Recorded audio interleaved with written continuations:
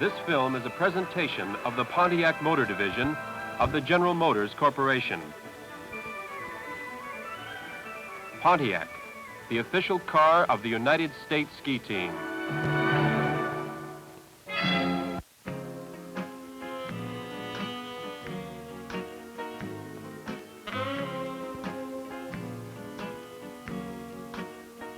Pontiac and your local authorized Pontiac dealers present this film for your enjoyment.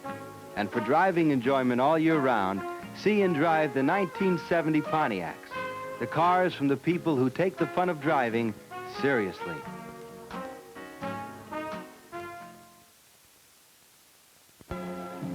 This is race day. The competitors climb the last 100 yards to the starting gate. They are alone, with only their thoughts. They wait, sitting in tension until they can point down the hill and release all the pent-up energy. They touch up edges, scrape bottoms, apply wax, anything to keep busy. It's all a ritual to pass the time until they can start down the hill. Last-minute adjustments are made. The race will last only 2 minutes. They have been training for months.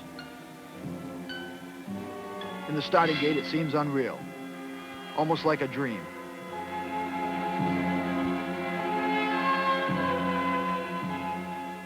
Waiting for the countdown, they think of only one thing: to go as fast as they can and attack the course.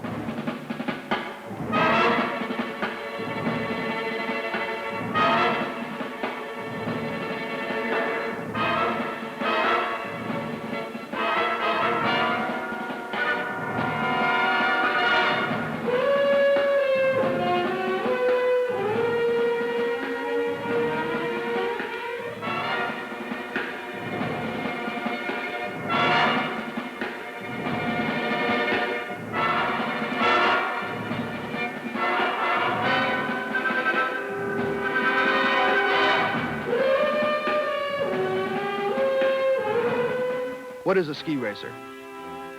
He's a complex athlete whose body is tuned to a fine point of physical perfection and lightning-quick reactions. He lives in a world of slalom poles and stopwatches. He competes in a lonely atmosphere, himself against the clock. There are no other competitors to keep him company on the course or to judge himself against. There is no one to catch or stay ahead of. He spends years developing his mind so that not even a trickle of fear can creep into his consciousness. Because if this happens, he is lost.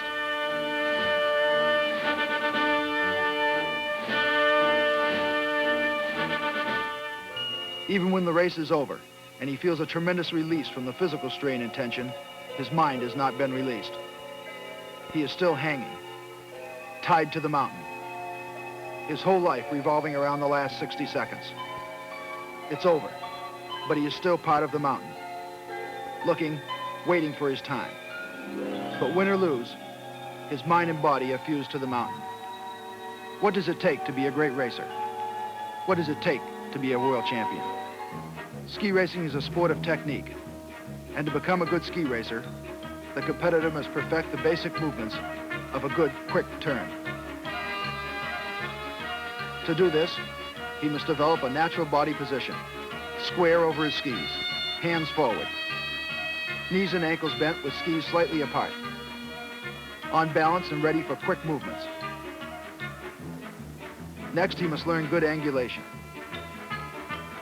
In most sports, the athlete will lean into the turn, but in skiing, the athlete leans away from the turn. This is called angulation. The planning of the pole is most important to the racer, for this is the movement that brings the racer squarely over his skis, getting him quickly out of one turn and into the next. From the pole plant, he begins the next step, unweighting, the method of getting from one turn to the other by shifting his weight. It is here that the racer, rocking back at the end of the turn, quickly recovers to drive into the next turn.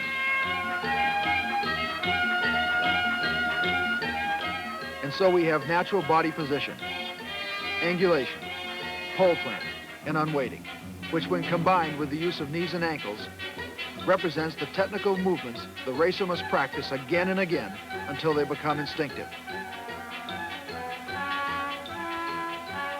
Jean-Claude Killy demonstrates his slalom style during the Roach Cup races held at Aspen, Colorado.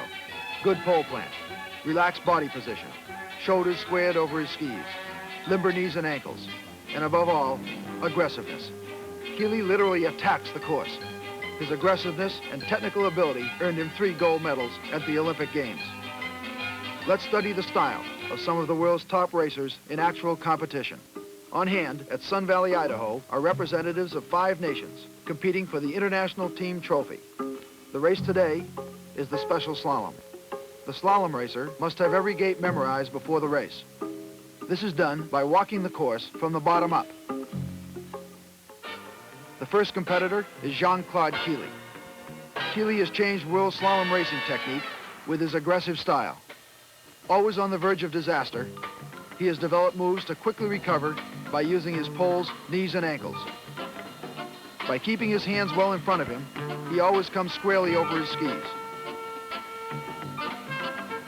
Killy crosses the finish line with a time of 54:36. Next on the course is Austria's Alfred Matt. Matt does not have the experience that Killy has. He flails his arms and sometimes misses pole plants. But Matt has that one thing that makes a great slalom racer, continual aggressiveness. And when he makes a mistake, it doesn't shake his confidence. He keeps charging forward. In his mind, his mistake is behind him, and he is thinking ahead, setting up each turn. And like Killy, he continues his drive forward until he passes the finish line. The next competitor on the course is Austria's Karl Schranz. The slope is steep, and flags are placed strategically to control the racer's speed. At the same time, testing the racer's ability to make sharp, quick turns.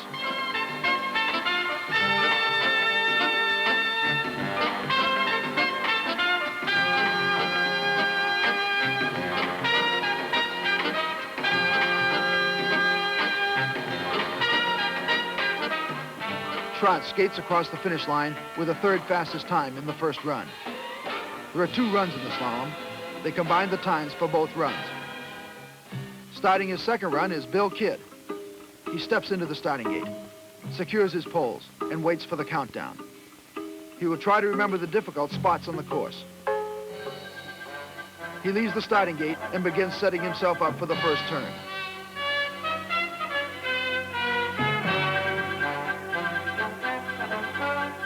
On the course, Bill Kidd demonstrates the style and technique that won him a silver medal in the 1964 Olympic Games.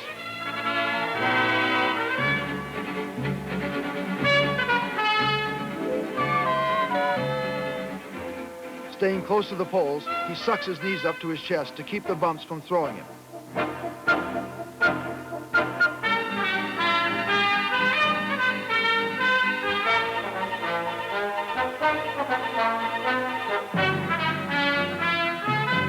As he moves into the steeper part of the course, he is thrown back, but instantly drives forward and recovers.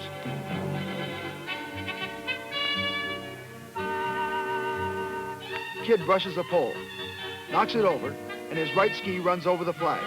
The tails of his skis cross, and he misses his turn, but he recovers with a good pole plant, and he is on his way once again.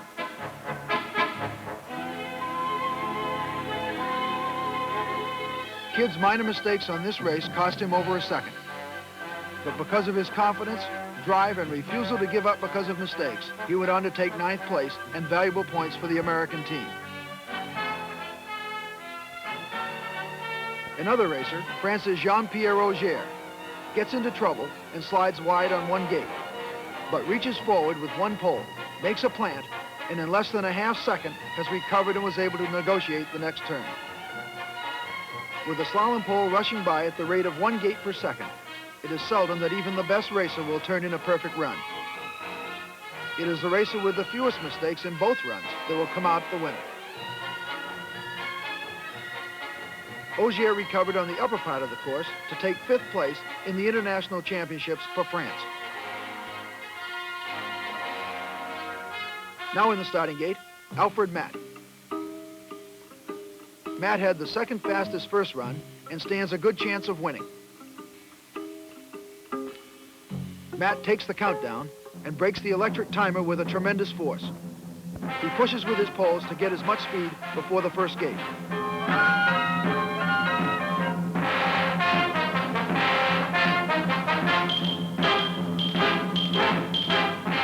As he comes into the steeper part of the course, he leans into the hill ever so slightly.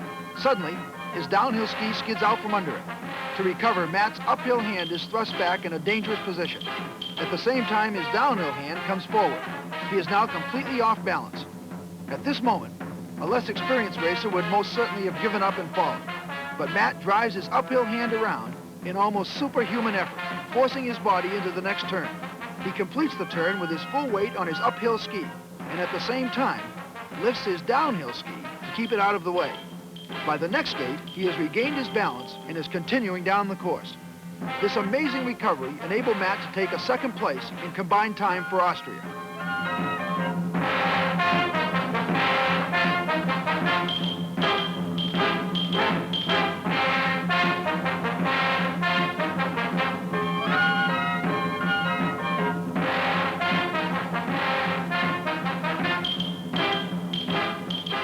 Now in the starting gate, Jean-Claude Killy.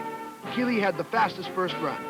Notice Killy's explosive start as compared to Jim Huger of the USA, who hunches down and breaks the bar with his knees before he actually starts down the course. Killy literally leaps over the bar and is several feet down the hill before breaking the timing circuit.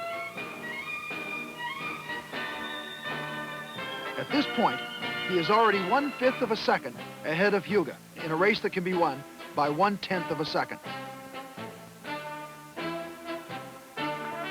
Now in slow motion, Killy's inside shoulder is tucked in to get closer to the gate.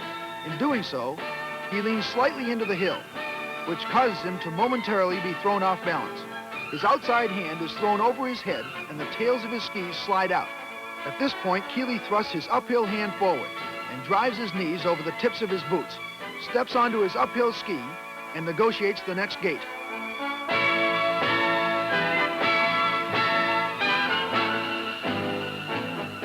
Lower down the course, Killy hits the same bump that Matt hit. He is thrown backward. Off balance, his skis shoot out from under him. In this position, he should fall and slide off the course. But with amazing gymnastic ability and unbelievable reflexes, Killy drives his body forward with only the leverage of a single pole more than 4 feet behind him. He then dives onto his lower ski and lifts the uphill ski to join it and completes his turn. This attitude of attacking the course, along with Killy's great physical strength, are two of the factors that make him a 3-time gold medal Olympic champion and the victor here at the Sun Valley Slalom.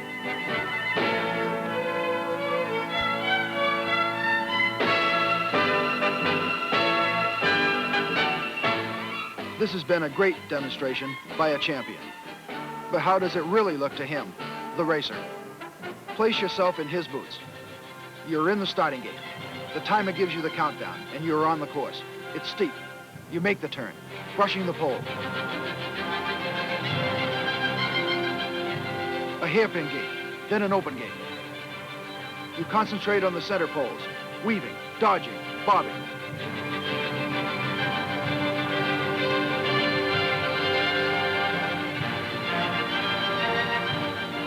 Red, yellow, blue. They flash by, 1 per second. You think about the poles. Your legs ache. Close to the gates. Keep looking. 2, 3 gates down the hill.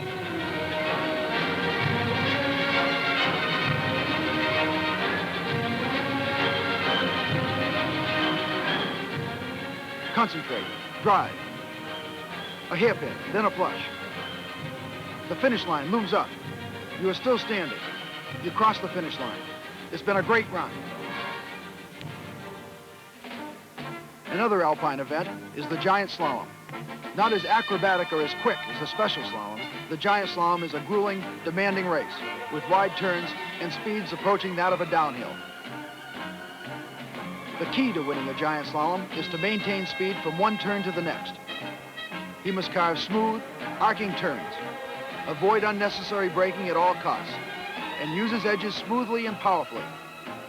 Here a racer makes one slight mistake. He over-rotates, but is able to recover. Some racers are not so fortunate.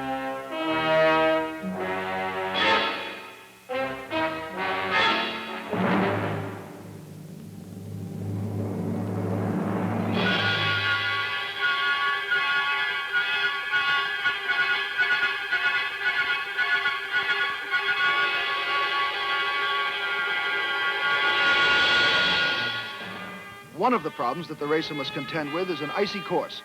Here, every mistake is magnified. There is little room for error and even less room for recovery. France's Georges Mauduit, silver medal winner at the World Championships, demonstrates a smooth, almost casual style as he makes his way down the course. Mauduit has spent years developing his style. In slow motion, a racer comes into the gate on the steep, icy part. It is at this point that the downhill knee is pressed toward the hill, and the racer leans over his skis. He prepares to plant the pole. It is this angulation that prevents the racer from skidding down the icy course.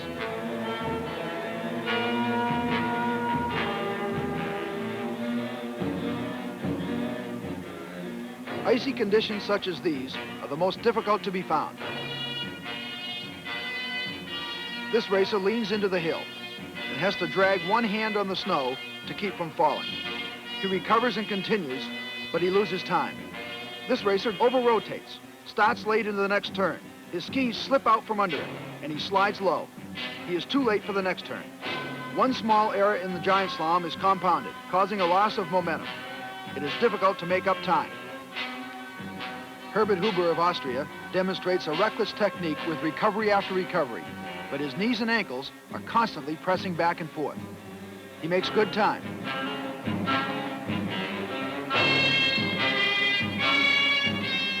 On the steep upper part, he skids low, makes a great recovery once again.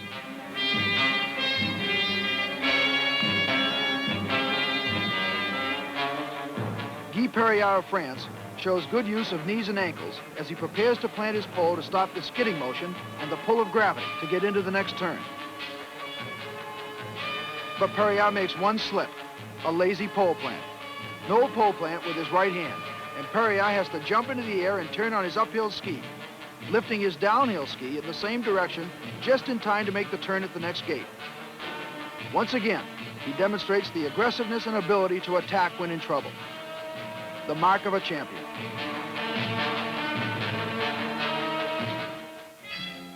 The fastest race of all is the high-speed downhill. A downhill race can be won or lost in the preparation of the skis. Carefully, each racer applies a coat of wax. Precise scraping leaves a fine film for additional speed.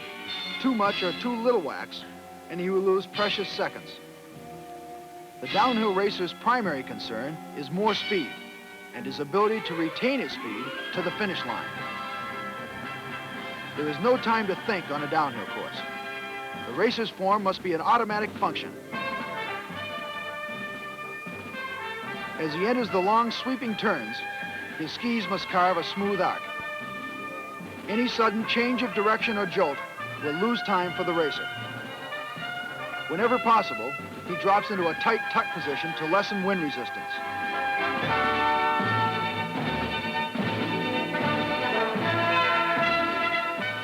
Superior balance and reflexes are called for as he is forced into the air by the bumps on the course.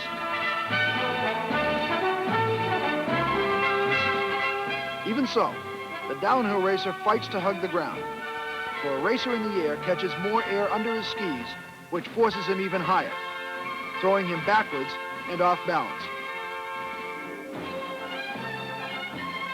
Every bump is a challenge to maintain his momentum while fighting for control as he is airborne.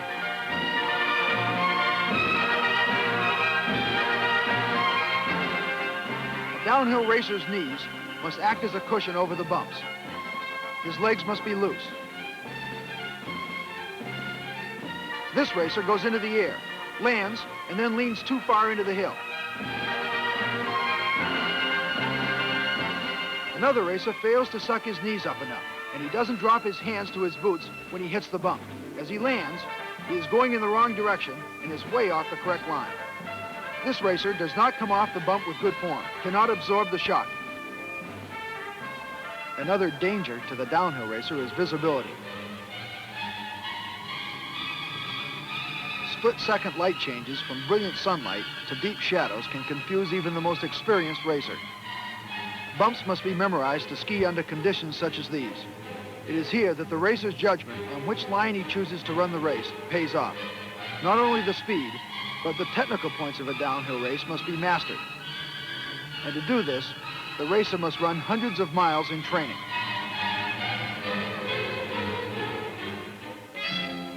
Wolkenstein, Italy, the start of one of the world's fastest downhill courses. Speeds average 60 miles per hour on this 2-mile course. Top racers are on hand, seemingly relaxed. They wait at the 10,000-foot level with one thing in mind, the moment they step into the starting gate. The first man is off. He drops into his tuck position and quickly builds up speed to 60 miles per hour.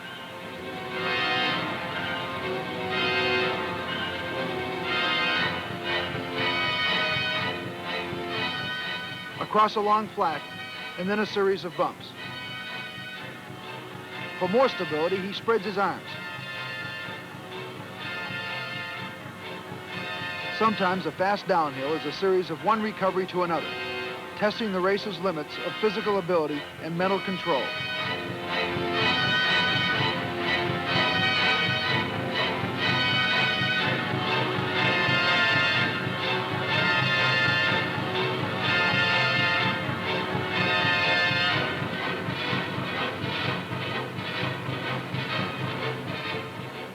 Ludwig Leitner sucks his knees up.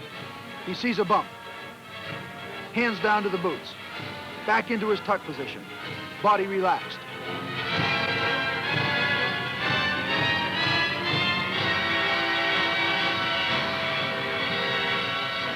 Now on the lower part of the course, Leitner hits the fast transition at more than 60 miles per hour.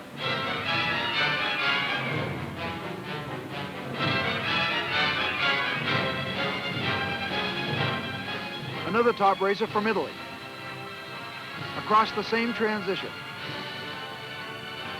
He almost falls, loses one of his ski poles, but remains standing to cross the finish line.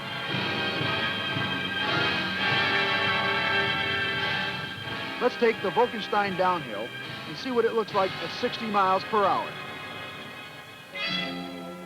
You step into the starting gate, flex your knees, and take a couple of deep breaths. Push your way through the starting gate. Take one skating step. Go into a crouch and begin to accelerate. 40, 50, 60 miles per hour. If you've waxed properly, you'll retain your speed all the way to the finish. You try to remember when to time your pre-jumps, when to hug the ground. Try to keep that aerodynamic position at all times. You don't dare fall. You fight for survival. Now you're on the easy part of the course. A control gate rushes by. You start to make a big right turn. Now the steep part. You dive into it. The bumps pound at the bottoms of your skis. It's hard to keep your skis tracking. You're in the air. You land on your left ski and then rock back to your right. Now the washboard. The constant pounding begins to affect your thigh muscles, and your legs start to ache. Even the long muscle along your shin bone begins to burn, but you stay in your tuck.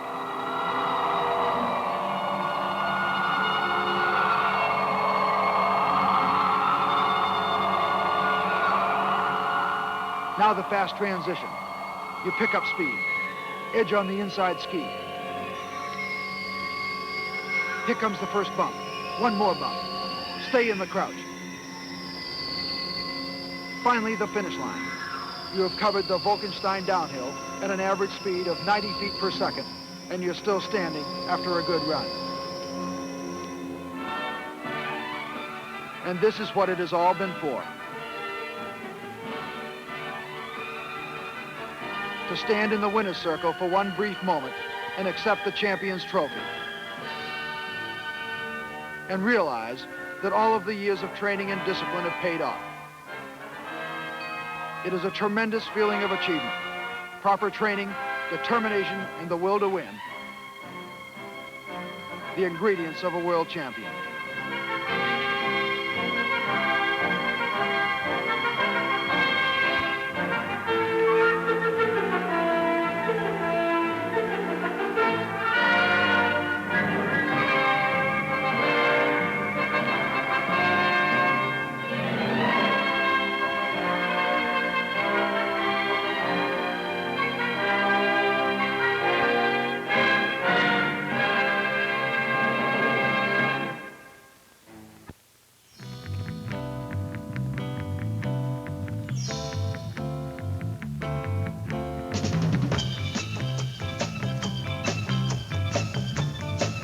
Pontiac and your local authorized Pontiac dealers have presented this film for your enjoyment. And for driving enjoyment all year round, see and drive the 1970 Pontiacs, the cars from the people who take the fun of driving seriously.